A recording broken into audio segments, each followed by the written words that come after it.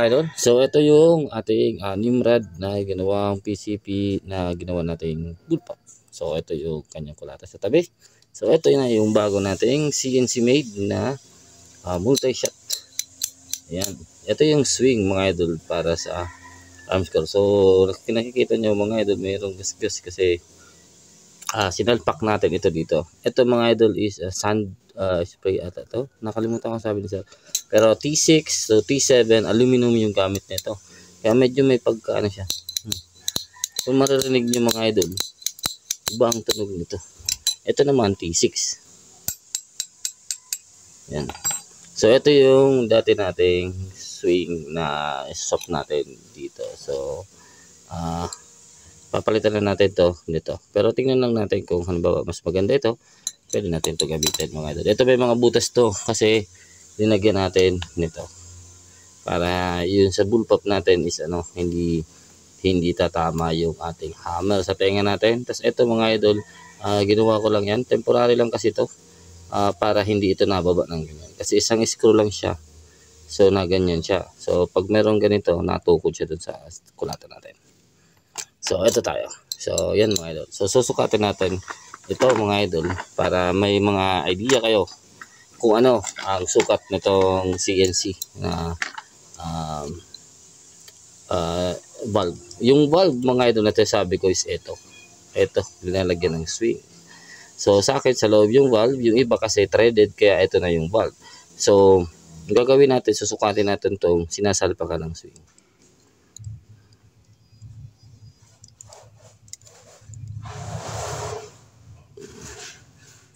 Yan. 18.90. So roughly mga idol nasa 19 millimeter ito mga idol. So tingnan natin ito yung valve natin. Yan mga idol. So sakto. Yan ang nagla-19 sa akin. Pero subukan natin kasi yung iba may o-ring dito mga idol, may o-ring. So sa atin wala. So subukan natin ito. Isalpak.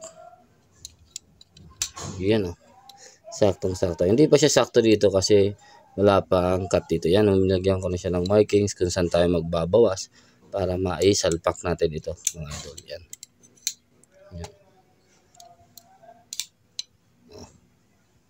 Nakikita nyo mga idol.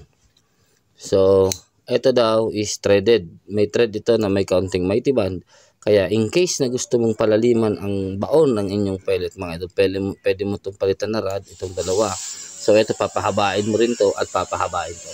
Para pag inurong mo yan mga idol, isasakto yan doon sa lalim ng tapos lalabas siya dito mga idol.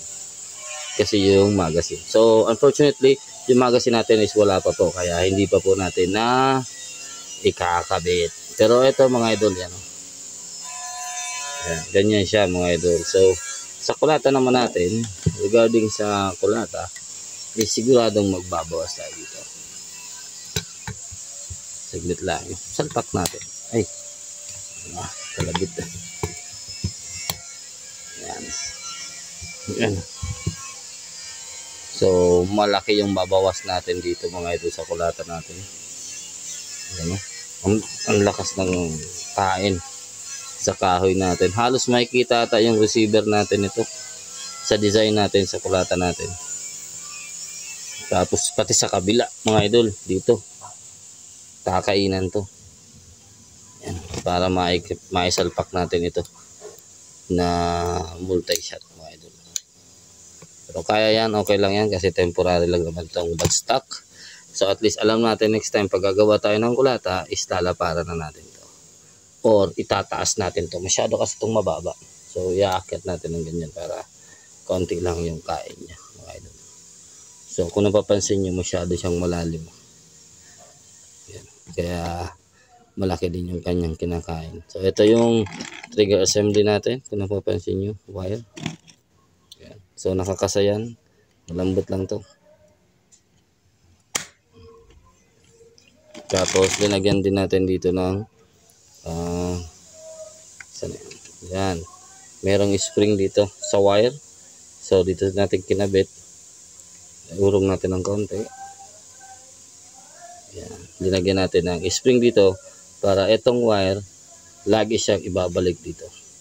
Kasi minsan ay ipit itong wire mga idol. So hindi siya nakakak. So hindi nabalik ito. So nangyayari parang nag-stuck siya ng ganun. So pag ngayong may spring na, kung nakikita nyo, liit lang ng play ng spring. Pero ibabalik niya yan. So pwede pa yan lakasan just in case. So linagyan ko lang dito ng ito, kable dito. Binutasan natin, tapos pinasok natin yung kable para may pagsabitan tayo ng spring. Ayan. Okay na yung bullpup natin. So ayan. Yun mga idol. So ayan, maraming salamat. Sana po nagustuhan nyo po ito. Yung isa nito mga idol, ipaparapol natin. So abangan nyo. So kung gusto nyo din na sumubok ng ganitong multi-shot mga idol, pwede kayong tumaya mga idol sa ating parapol mga idol. 90 pesos lang yan. Walang magazine po. Pero pag may magazine to, mamahal, tataas din yung price. Tapos ito nga pala, may magnet yan mga idol. Kaya hindi ito nababa na. Basta-basta. Palagay ko pwede mo ito mapalitan. Kasi alam ko may tiban din yan na pinasok dyan. So in case na mahina na yung magnet yan, pwede kayo palitan. Or lagyan dito ng spring. Or in case kung ano ang pwede natin gawin dyan. So at least ito meron tayo dito na hindi natin gagalawin. So ito titingnan natin kung paano to i-play at paano mapasok natin ito ng maigi dito. Yan. So humiga talaga siya ng humiga mga idol. Yan. Kung napapansin nyo, higang higa. So maganda to sa mga tactical design or malalapad yung kanilang wood stock. So ayan, update tayo mga idol. Ayan na. So kung nakikita nyo, pantay na yan. Wala na. Hindi na siya. Yan. Tinabasan ko na. Yan sa atin. So inalis ko na yung nasobrahan. So nasobrahan tayo ng estimate dito. Okay lang. Tapos pag sinara natin ng ganyan mga idol. Yan. Nakikita nyo. Sakto. Yan. Yan. Sakto na mga idol. So ayan. Wala tayong problema. Wala tayong problema sa pagtabas natin. Okay lang to mga idol. Pero malaki yung kakainin nito sa wood stock na ginawa natin. Sa kulatan natin, malaki yung kakainin nito. Pero okay lang. Okay lang yan. Kailangan natin is maganda multi-shot. And ito din. Dito sa likod banda. Yan o. So masyado pa siyang may space. So hindi ko alam kung ano i-discard dito mga idol. Kasi masyado itong malawak yung space nito. Hindi ko alam kung anong ginawa ni Sir Raijin dito. Binawasan niya. Ito. Yung likuran. Yung binawasan niya. So pwede din natin ito pa bawasan mga idol. Para sumakto ito dito. Pwede din natin yan bawasan just in case. Or palitan natin yung cup.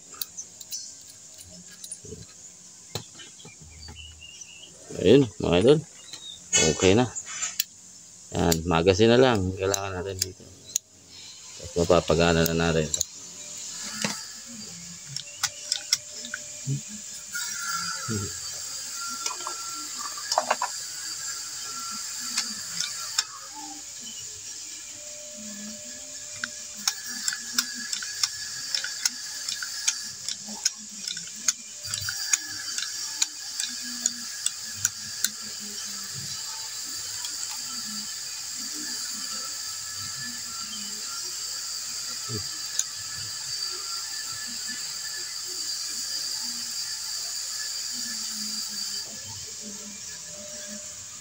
Nagasgas.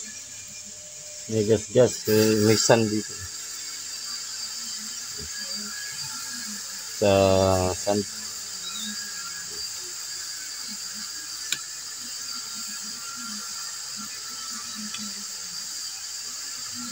14 round.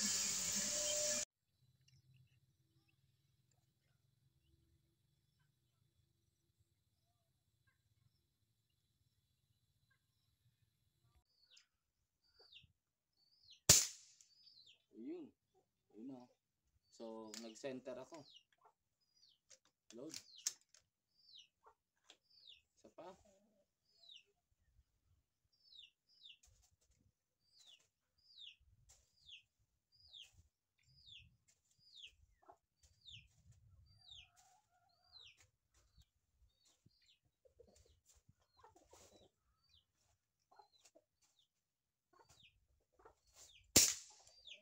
Yan.